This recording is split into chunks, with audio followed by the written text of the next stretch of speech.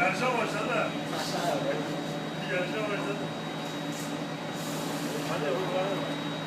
Okula gittin mi? I think we'll come back to this one later on. Let's come out and see if we've made any progress yet. We'll just have a quick look.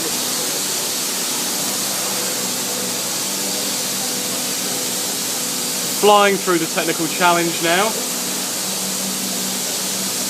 Amazing, we are witnessing evolution in progress. We're going to find something useful to do. While we're still going, I'm going to cheat a little bit and show them the picture on the box.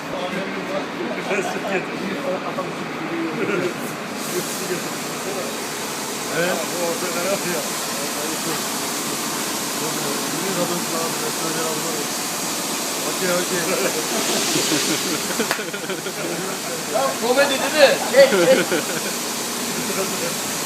Oh, let's have a quick look to see how they've gone on. Have they finished? Okey. Dedi. Ah. Ah. Çok güzel.